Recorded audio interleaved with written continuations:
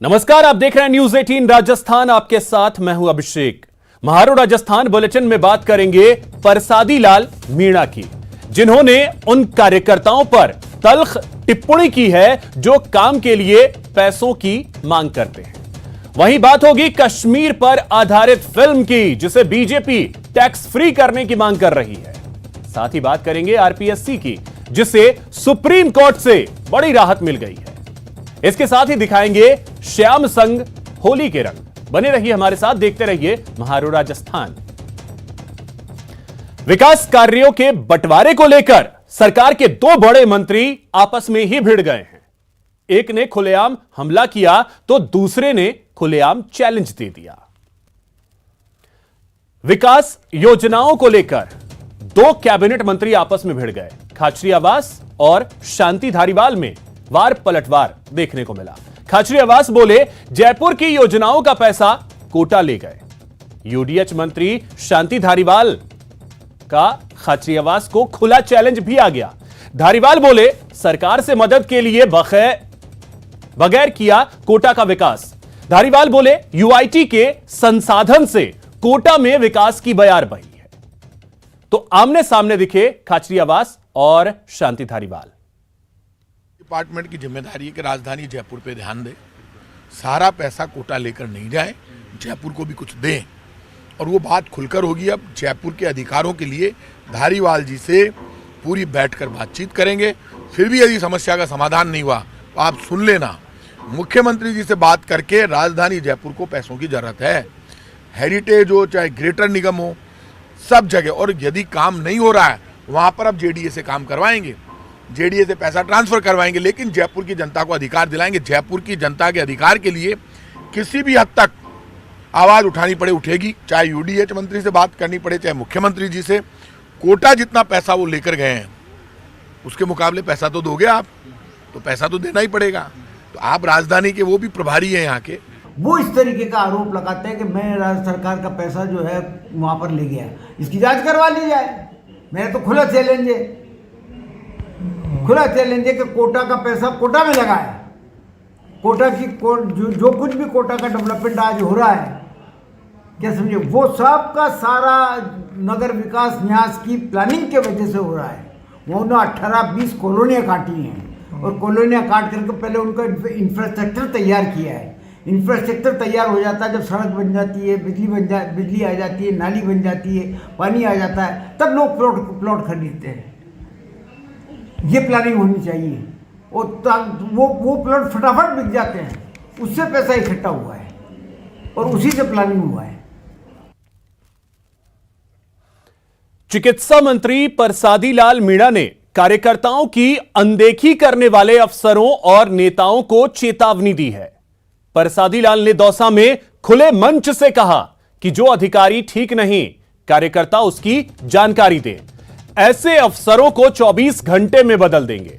वहीं अगर कोई विधायक या मंत्री कार्यकर्ताओं से पैसा लेकर काम करेंगे तो कार्यकर्ता फिर ऐसे नेताओं का धुआं उड़ा देंगे, चाहे फिर मैं ही क्यों ना हूं। पार्टी के लिए मेहनत करने वाले कार्यकर्ताओं को मान सम्मान मिलना चाहिए।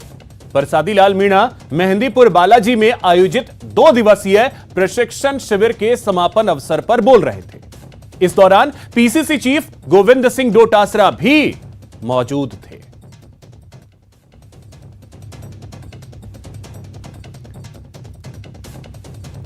तो चिकित्सा मंत्री परसादी लाल मीणा ने इस दौरान साफ किया कि कार्यकर्ताओं की अनदेखी नहीं होनी चाहिए। या भाषण दे जाओ उससे काम नहीं चलेगा, काम करने से काम चलेगा। ये कह दो मेरे को लाल सोट में कौन सा अधिकारी ठीक है कौन सा ठीक नहीं है, 24 आवर में बदल देंगे।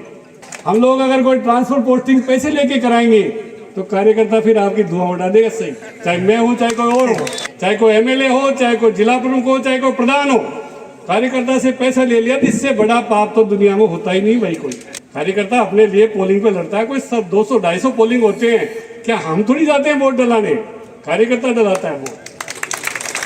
निश्चित रूप से कार्यकर्ता का मान सम्मान रहना चाहिए, चाहे वो तहसीलदार हो, चाहे एसडीओ हो, चाहे कलेक्टर हो, चाहे एसपी हो। आप सीएम से भी कह सकते हो कि साहब ये रिपोर्ट भेज सकते हो मीटिंग के बाद, ये अधिकारी ठीक नहीं है, ठीक नहीं है। 5 राज्यों में कांग्रेस की हार के बाद राजस्थान में भी कांग्रेस के बीच आत्ममंथन का दौर जारी है। इसी सिलसिले में चिकित्सा मंत्री परसादी लाल मीणा ने 2019 लोकसभा चुनाव को लेकर बड़ा खुलासा किया है। उन्होंने कहा कि दौसा सीट से अगर मुरारी लाल मीणा चुनाव लड़ते तो कांग्रेस दौसा संसदीय सीट जरूर जीतती, लेकिन मुरारी लाल मीणा ने अपनी पत्नी सविता मीणा को टिकट देकर उन्हें हरवा दिया और पार्टी के हाथ से एक सीट निकल गई।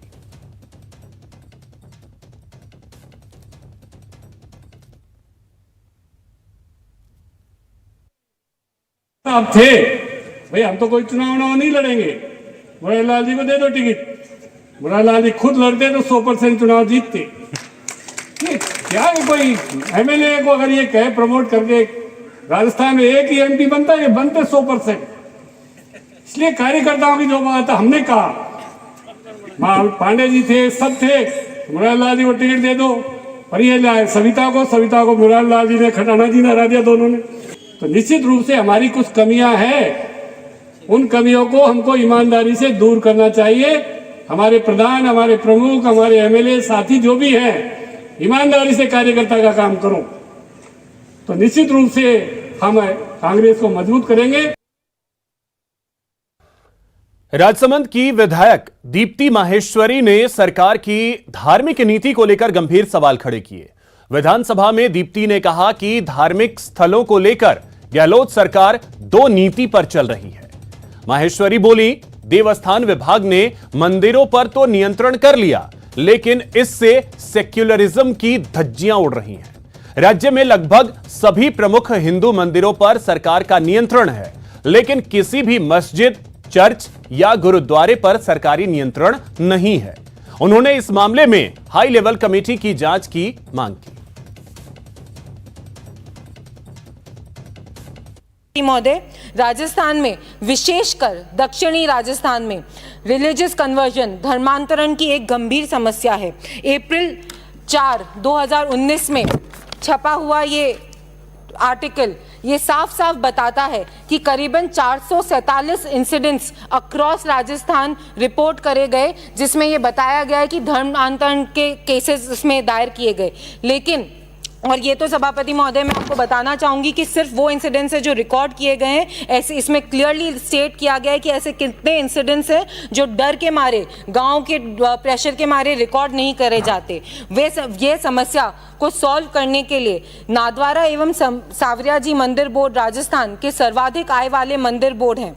ये मंदिर मंडल दक्षिणी राजस्थान के आदिवासी अंचलों में अगर एक नए मंदिर का निर्माण करे और उन मंदिरों को सनातन धर्म के प्रचार प्रसार और धर्म शिक्षा के केंद्र की तरह संचालित करे तो इस समस्या का बड़ा समाधान हो सकता है।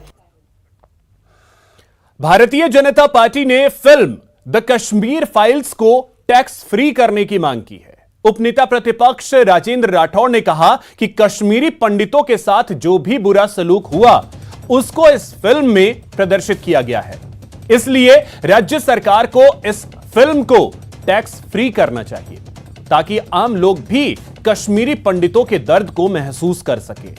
आपको बता दें कि अनुपम खेर, मिथुन चक्रवर्ती अभिनीत इस फिल्म की तारीफ पीएम नरेंद्र मोदी ने भी की है।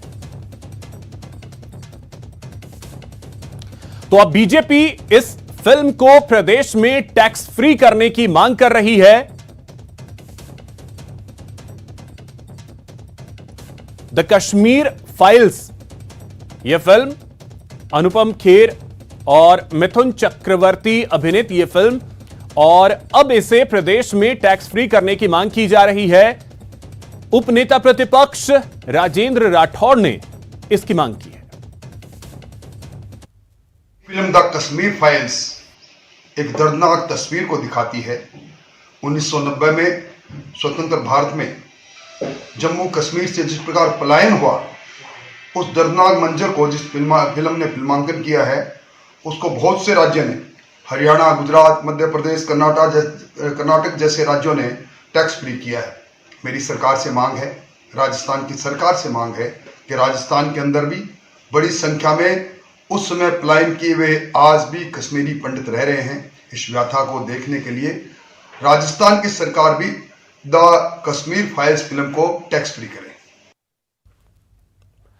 चित्तौड़गढ़ से बीजेपी सांसद सीपी जोशी ने द कश्मीर फाइल्स को लेकर सीएम गहलोत को पत्र लिखा है। बीजेपी सांसद ने मुख्यमंत्री से राजस्थान में फिल्म द कश्मीर फाइल्स को मनोरंजन कर से मुक्त करने की मांग की है। पत्र में कहा गया है कि कश्मीरी हिंदुओं के दर्द पर आधारित फिल्म देशवासियों की भावनाओं से जुड़े हुए हैं।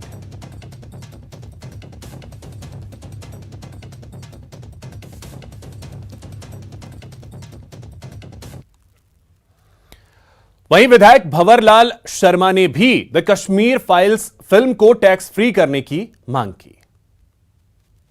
सरकार को तुरंत टैक्स फ्री करना चाहिए ताकि आम लोग आम ब्राह्मण खातर देखें, उससे हौसला बढ़ेगा। तो आप कोई पत्र लिखेंगे या? मैं मुख्यमंत्री जी को चिट्ठी लिखूंगा। मैं इस मामले लेके काफी दुखी हूँ। टैक्स फ्री होना चाहिए। टैक्स फ्री होना चाहिए। कई स्टेट ने टैक्स फ्री कर दी इसको, कई राज्यों ने कर दी टैक्स फ्री। हाँ, कईयों ने कर दी होगी, पर राजस्थान में कराने की बात कर रहे हैं।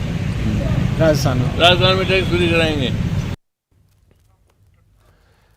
The Kashmir files movie release होने के बाद से ही लोगों को काफी पसंद आ रही है।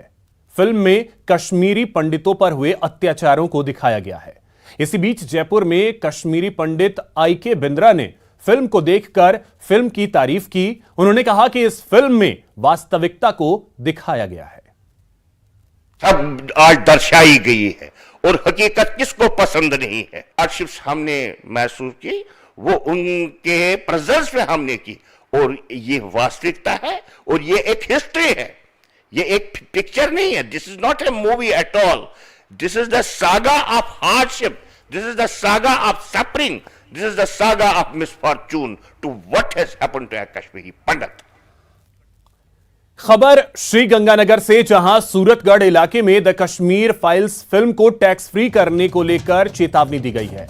पोस्टर में सिनेमाघर मालिक को 5 दिन में फिल्म प्रदर्शित न करने पर अंजाम अच्छे नहीं होंगे की धमकी दी गई है। हालांकि खबर सामने आने के बाद पुलिस ने पोस्टर की फोटोग्राफी करवाने के बाद उसे वहां से हटा दिया और धमकी देने वालों की पड़ताल की जा रही है।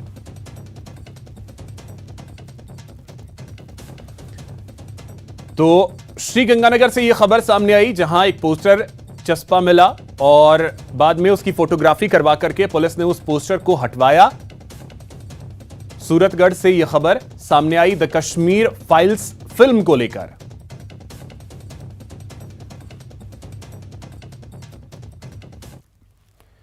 यहां रुकेंगे एक छोटे से ब्रेक के लिए। ब्रेक के बाद देखिए RAS मेंस को लेकर RPSC को सुप्रीम राहत।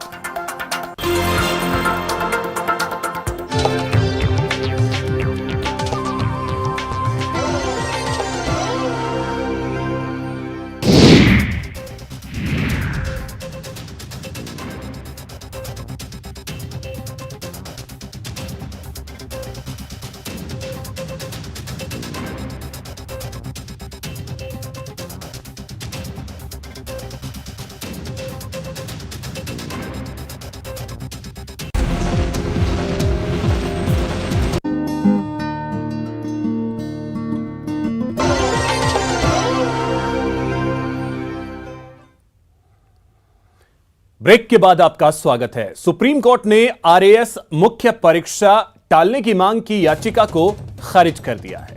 साथ ही RPSC को बड़ी राहत दी है। राजस्थान लोक सेवा आयोग RAS मुख्य परीक्षा 2021 का आयोजन 20 और 21 मार्च को ही करेगा। मामले में justice KM Joseph, justice Rishikesh Roy की खंडपीठ ने याचिकाकर्ता 243 परीक्षार्थियों को भी परीक्षा में शामिल होने की अनुमति दी है।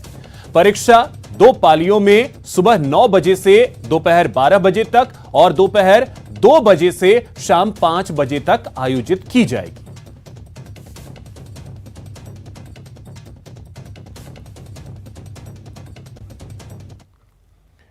अब एक बड़ी खबर आपको बता दें। खबर चीन से है, जहां कोरोना की आहट से फिर चिंता बढ़ गई है।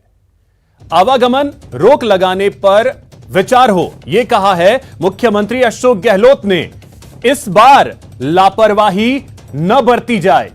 चीन में बढ़ते कोविड के मामलों पर चिंता जताई है सीएम ने और केंद्र सरकार से यह अपील की है कि आवागमन को नियंत्रित करने पर अभी ही विचार किया जाए। और इसी को लेकर मुख्यमंत्री ने ट्वीट किया है, लिखा है कि चीन में कोविड के मामलों में तेजी से बढ़ोतरी हुई है। जब दुनिया भर में कोविड के मामले कम हुए हैं, तब चीन में कोविड केस बढ़ना चिंताजनक है, क्योंकि 2 साल पहले कोरोना वायरस की शुरुआत भी यहीं से हुई थी। भारत सरकार को चीन के हालातों को देखकर वहां से आवागमन नियंत्रित करने पर विचार करना चाहिए। पूर्व में आई कोविड की तीनों लहरों से सबक लेकर कोई लापरवाही नहीं बरती जानी चाहिए। यह ट्वीट किया है मुख्यमंत्री अशोक गहलोत ने।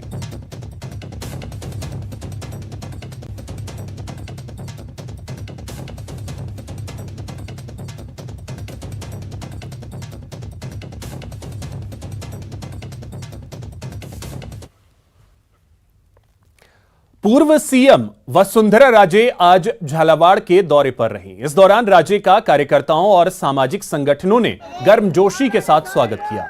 कई स्थानों पर आम जनता ने भी अपने अभाव अभियोग से राजे को अवगत करवाया, जिस पर राजे ने उनकी समस्याओं के उचित निराकरण का भरोसा दिया। वहीं राजे ने दौरे के दौरान बीजेपी कार्यकर्ताओं के घरों पर पहुंचकर दिवंगत हुए उनके परिवारजनों के निधन पर शोक संवेदना व्यक्त की। हमारे सामने हमारी मदद की, हमको संबल दिया, चट्टान जैसे हमारे सामने खड़े होकर कभी कोई ऐसी बात की तो सामने खड़े हो गए, प्यार दिया, आशीर्वाद दिया, सहयोग दिया। इतना सब कुछ आप लोगों से पिछले सालों में मिला है कि हम तो हमेशा हमेशा के लिए आपके ऋणी हैं और रहेंगे।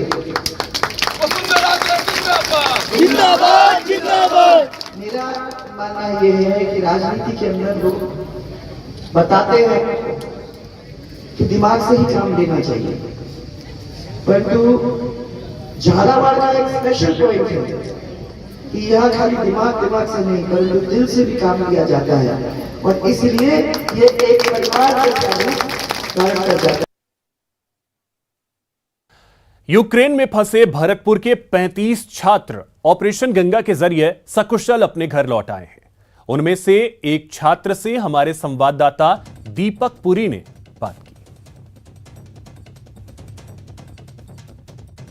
यूक्रेन युद्ध के बीच में भरतपुर के 35 छात्र वहां पर फंसे हुए थे, जो सभी छात्र अपने घर पर वापस हो गए हैं और यहां पर रहकर के अब वो जो है किस तरह से हालात वहां के जो है रहे और किस तरह से वहां से निकलना हुआ, ये सारी बातें जानने के लिए हमारे साथ शुभम गौतम हैं जो वहां पर MBBS की पढ़ाई कर रहे थे, कपिल हैं उन्होंने भी वहां पर जो है पढ़ाई की थी। किस तरह के हालात रहे थे शुभम, वहां पर कैसे निकलना हुआ था, किस तरह की परेशानियां आपके साथ में वहां पर घटी थी? गंभीर हालत है। सबसे पहले तो टेम्परेचर की दिक्कत, जो वहाँ पे बॉर्डर पे ओपन में खड़े थे हम लोग।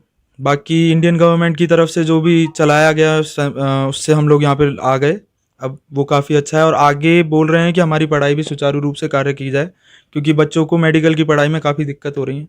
अब मेडिकल पढ़ाई में ज़्यादातर गैप नहीं दिया जा सकता लंबा, तो हमारी यूनिवर्सिटीज़ वगैरह ने ऑनलाइन क्लासेस की प्रावधान किया है कि बच्चों की ऑनलाइन क्लासेस करवाई जाए, जिससे उनकी जो स्थिति है और स्टडी है वो कंटिन्यू वे में चले।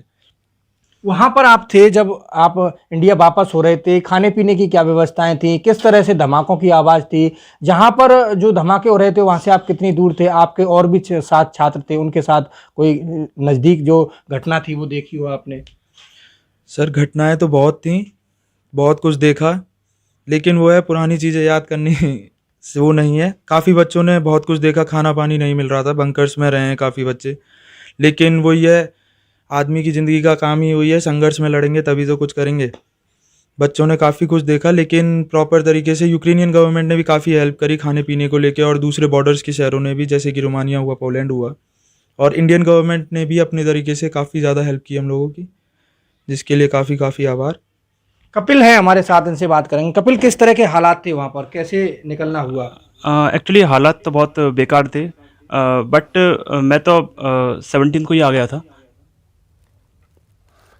यूक्रेन में फंसे भारत के कई स्टूडेंट्स ऑपरेशन गंगा की वजह से वापस लौट आए हैं। 24 फरवरी को जब हालात बिगड़े थे, तब से लेकर भारत पहुंचने तक उनके संघर्ष की कहानियां हैरान करने वाली हैं। उन्हीं में से एक कहानी जैसलमेर जिले के 2 नौजवानों की है जो यूक्रेन में डॉक्टरी की पढ़ाई कर रहे थे। दोनों जैसलमेर में पड़ोसी हैं और बचपन के मित्र भी। जी हां, हम बात कर रहे हैं भुवनेश वैष्णव और आनंद की, जो यूक्रेन से जैसलमेर लौटे हैं। हमारे संवाददाता श्रीकांत व्यास ने उनसे बात की। यूक्रेन और रूस के बीच जो युद्ध चल रहा है उसको लगभग 20 दिन हो चुके हैं और कई विद्यार्थी जो है भारत पहुंचे हैं। जैसलमेर के भी कुछ विद्यार्थी वहां डॉक्टरी की पढ़ाई कर रहे थे। हमारे साथ जो है वो भुवनेश और आनंद है। भुवनेश से जानते हैं किस तरह की परिस्थितियां थी वहां पर, किस तरह मैनेज किया और क्या रूट था जब यहाँ पहुंचे। परिस्थितियां तो बहुत भयावह थी। जब मैं बोगोमुलेट्स नेशनल मेडिकल यूनिवर्सिटी में पढ़ता हूँ, कीव में ही है जो राजधानी है यूक्रेन की, तो वहाँ सिचुएशन सबसे पहले खराब होनी शुरू हुई। युद्ध की शुरुआत सर्वप्रथम हमारे खार्किव और जो राजधानी कीव है वहीं से स्टार्ट हुई।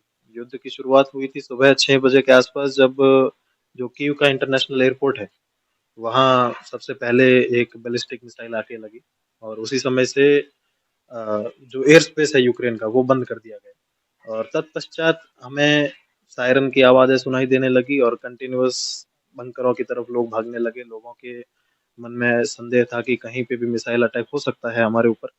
तो हम उसी भयावह स्थितियों में भागे, पहले मार्केट की तरफ भागे कि हम सामान इकट्ठा कर सकें 2-3 दिन का राशन, जो कि हमारे पास नहीं था उस समय। तो हमने वो सामान इकट्ठा किया। फिर हम 2-3 दिन हॉस्टल में रहे, छात्रावास में ही रुके रहे और कर्फ्यू के टाइम भी रहा हम छात्रावास में ही थे और 2-3 दिन तक कोई मूवमेंट नहीं हुई कि अंदर अटैक था पूरे टाइम और घिरा हुआ था रूसी सैनिकों से, जैसे कि हमें इंफॉर्मेशन आई। और लगभग 28 तारीख को युद्ध शुरू होने के 4 दिन बाद जैसे ही कर्फ्यू लिफ्ट हुआ तो हमारे पास एक ही ऑप्शन था कि एम्बेसी ने हमें इंफॉर्मेशन या एडवाइजरी जो है वो जारी की। तो हम चिंताजनक स्थितियों में हम वहाँ से, कोई साधन था नहीं तो रेलवे स्टेशन की तरफ भागे। रेलवे स्टेशन में काफ़ी अनुचित परिस्थितियों का हमने सामना किया जो कि विपरीत। यहां रुकेंगे एक छोटे से ब्रेक के लिए। ब्रेक के बाद आपको दिखाएंगे गोविंद देव जी मंदिर में फागोत्सव के रंग।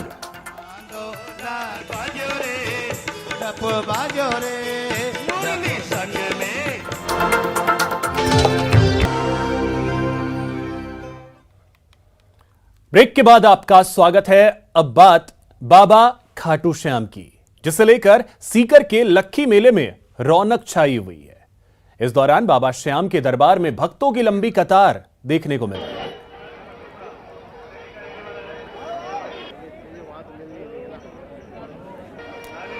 तो इस वक्त सीधे सीकर से हमारे सहयोगी संदीप हुड्डा हमारे साथ जुड़ रहे हैं। संदीप, क्या तस्वीरें इस वक्त देखने को मिल रही हैं? देखिए अभिषेक, आज जो है वो एकादशी का दिन है और फाल्गुन मास की जो एकादशी है उसको लेकर के बाबा श्याम के जो भक्त हैं वो पूरे साल इंतजार करते हैं कि किस दिन फाल्गुन मास की जो एकादशी है वो आए और उस दिन बाबा के दर्शन करें। हम आपको इस वक्त जो नज़ारा दिखा रहे हैं ये मंदिर के ठीक बाहर का नज़ारा है और ये कतार जो पिछले 3 दिन से इसी तरह से चल रही है, इसमें कहीं कोई कमी नहीं आ रही है और अब तक लाखों श्रद्धालु दर्शन कर चुके हैं और लाखों श्रद्धालु अभी भी इस कतार में है। अभी भी जो आने वाले श्रद्धालु बाहर से हैं उनका आने का लगातार जो दौर है वो जारी है और चारों तरफ अभी भी जो शाम भक्ति नजर आ रहे हैं। आज एकादशी की बात करें तो हालांकि अभी तक फाइनल जो आंकड़ा है वो नहीं आया, लेकिन मोटा मोटा अनुमान ये लगाया जा रहा है कि 7 से 8 लाख श्रद्धालु अब तक दर्शन कर चुके हैं, जबकि पूरे रात ये जो चलेगा जो 24 घंटे मेला चलता है तो पूरे रात और भी बड़ी संख्या में पहुंचेंगे। ये तस्वीरें आप देख रहे हैं कि किस तरह से लोग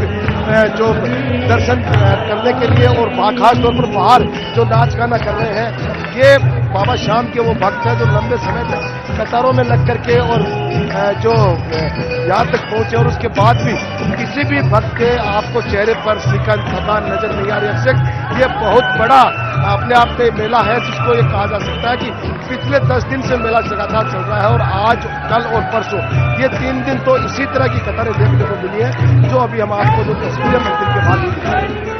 जी संदीप, जरा अगर संभव हो तो भक्तों से भी बात करें। बिल्कुल हम शाम वक्त हमारे साथ साथ उनसे बात करेंगे जो किस तरह से नाचते गाते बाबा श्याम के दरबार पर पहुंच रहे हैं, कहाँ से आए हैं।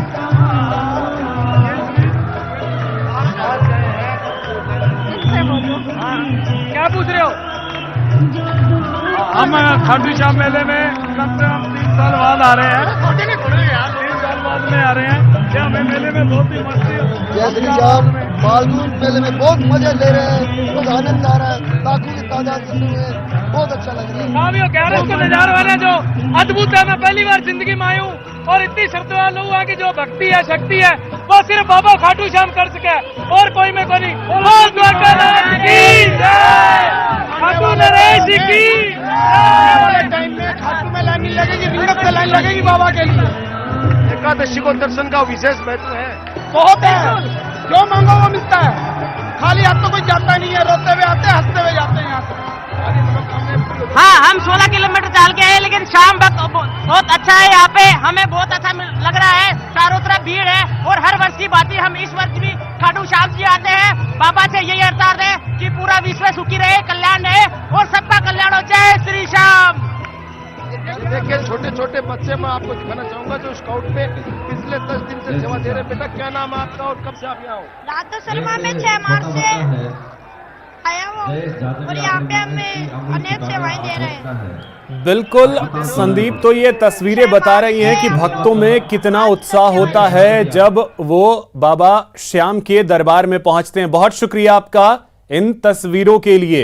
अब बात फागोत्सव की, जहां जयपुर में मंत्री प्रताप सिंह खाचरियावास होली के रंग में रंगे नजर आए। इस दौरान उन्होंने डफली भी बजाई। तो वहीं गोविंद देव जी मंदिर में श्याम संग होली खेली गई, तो टोंक में मंदिरों में भव्य झांकी सजाई गई। वहीं जैसलमेर के सोनार दुर्ग में फागोत्सव की धूम देखने को मिली, जबकि राजसमंद में महिलाओं ने फूलों की होली खेली।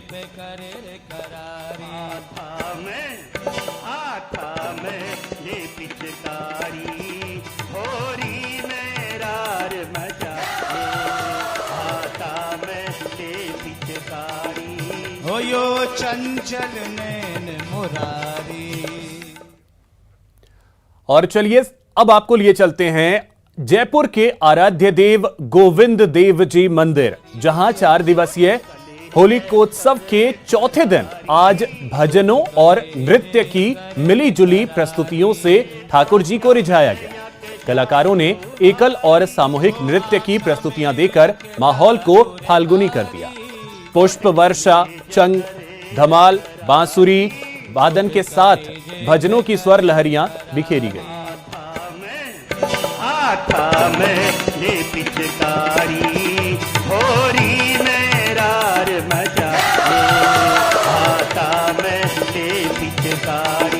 हो यो चंचल नैन मुरारी।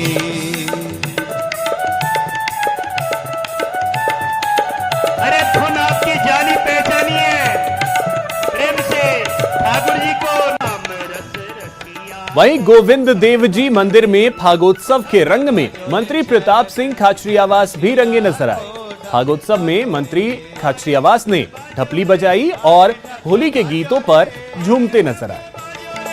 अरे डप बाजो रे, डप बाजो रे, डप बाजो रे, मुरली संग में बांसुरी संग में बाजो रे रंग रसिया।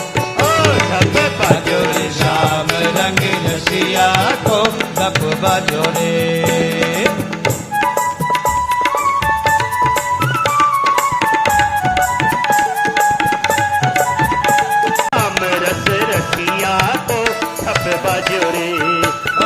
बाजो रे श्याम रंग रसिया को डप बाजो रे।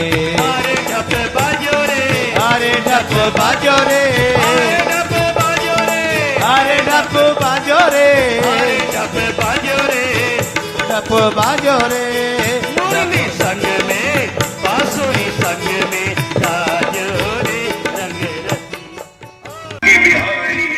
टोंक जिले के निवाई में फागोत्सव की धूम देखने को मिली। गोपी और सिया महिला सत्संग ने राधा गोपीनाथ मंदिर परिसर में फागोत्सव मनाया। भगवान राधा गोपीनाथ का आकर्षक श्रृंगार कर मंदिर में भव्य झांकी सजाई गई।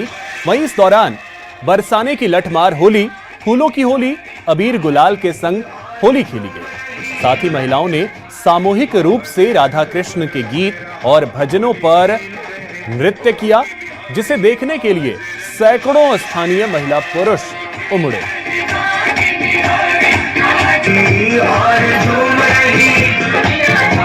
आज रंग बरस रहा, होली खेल रहे होली बिहारी। आज रंग बरस रहा, होली खेल रहे आज झूम रही। आज रंग बरस रहा, होली खेल रहे होली बिहारी। आज रंग रंग गुलाल, रसिया और हालरा। जी हां, ये रंग हैं जैसलमेर की होली के। रंग गुलाल से रंगे शिव के गण कहे जाने वाले गहरिये गली गली घूमकर हालरा गाते हैं और सबको खुशहाली और वंश वृद्धि की शुभकामनाएं देते हैं।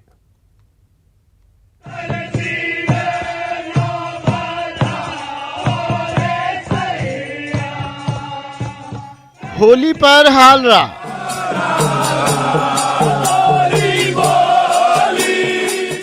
गहरिये गाते हैं हालरा।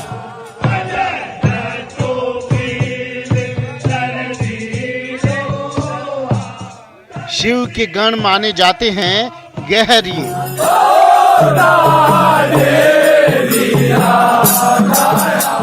हालरा गाकर देते हैं शुभकामनाएं। कहावत है कि होली या तो बरसाने की या जैसाने की, और जब बात जैसाने की होली की होती है तो हालरा होली का अभिन्न हिस्सा हो जाता है। शिव के गण कहे जाने वाले गहरिये जैसाने में हालरा गाने आते हैं। गहरिये शिव के गणों की तरह रंग और गुलाल से भरे हुए अघोरियों का स्वांग रचते हुए आते हैं और वंश वृद्धि का आशीर्वाद देकर जाते हैं।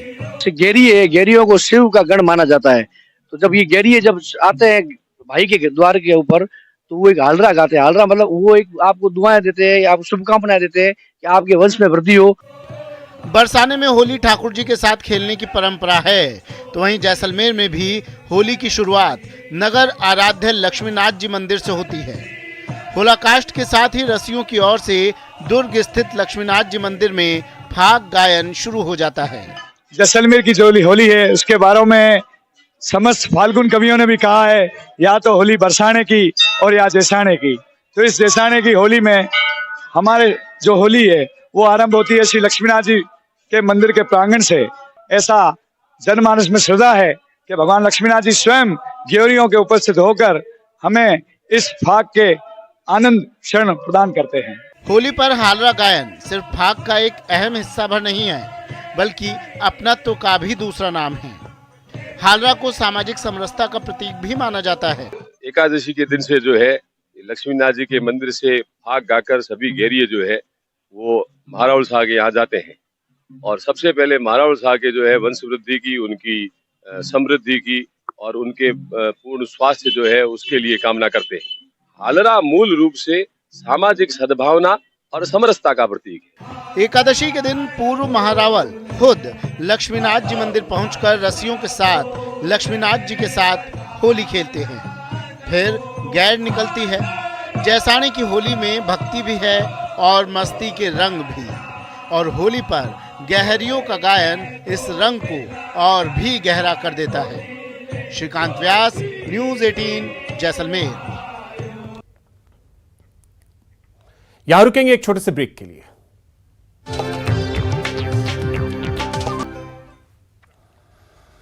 ब्रेक के बाद आपका स्वागत है। विधानसभा में सांगानेर से बीजेपी विधायक अशोक लाहोटी ने बड़ी चौपड़ में बाई जी के मंदिर का मामला उठाया। उन्होंने कहा कि विभाग की लापरवाही से मंदिर को नष्ट किया जा रहा है। नीचे शिव मंदिर है, ऊपर मजार बना दी गई है। लाहोटी ने कहा कि इससे जयपुर के भाईचारे को नुकसान पहुंच सकता है।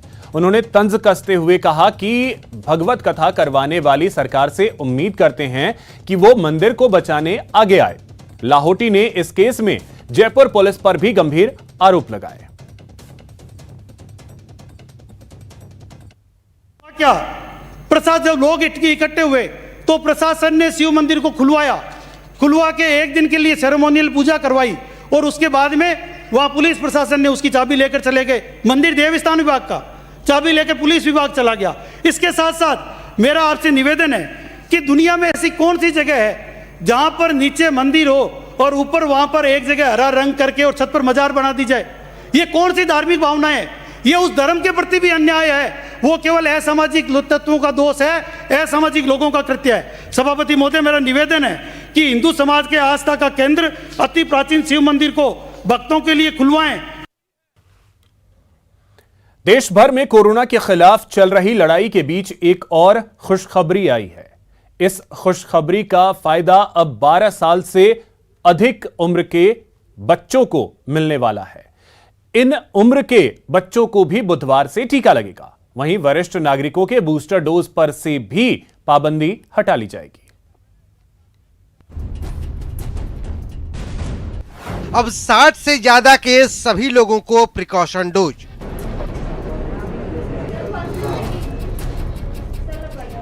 कोरोना की लड़ाई एक और वैक्सीन आई।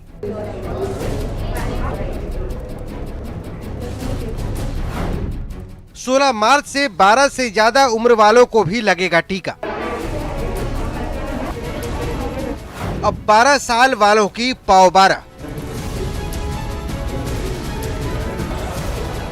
खुशखबरी तो है और ये इसलिए भी है क्योंकि इस उम्र के बच्चे स्कूल जाते हैं, मैदान में जाकर खेलना पसंद करते हैं, घर से बाहर निकलकर कूदने का आनंद लेते हैं और ये सब वैसे काम हैं जिसकी आजादी कोरोना ने छीन ली। महामारी के बाद से बच्चों को घर में रहना पड़ता है क्योंकि बच्चों के बाहर जाते ही परिजनों को खौफ सताने लगता है। लेकिन अब टीका लगने के बाद डर बच्चों के घर नहीं आ पाएगा।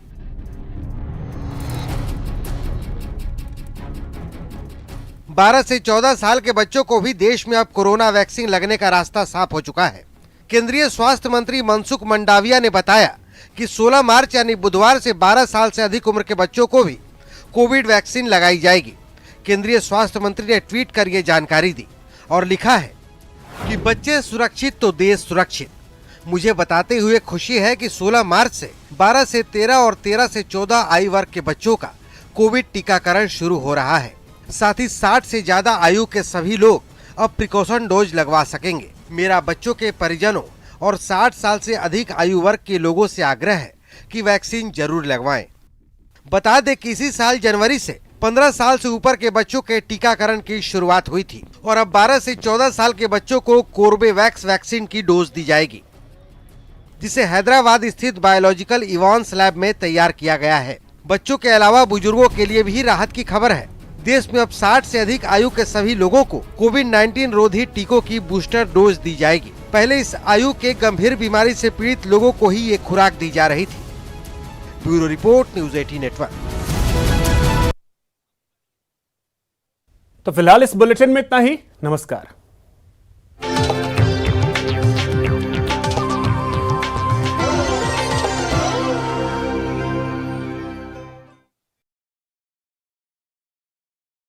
ज़्यादा